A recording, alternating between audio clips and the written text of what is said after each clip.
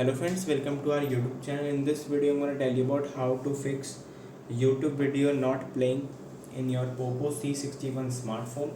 Before watching this video, if you have not subscribed to our YouTube channel, then subscribe to it and like our video. So let's start friends. Every time when you just open your YouTube, it crashes or video crashes. How you can fix? First you have to long press your YouTube, click on I button. Here you have to click on storage and cache. First you have to clear the cache and then clear the storage. Then press back. You have to give all the permissions like this. You can see allowed.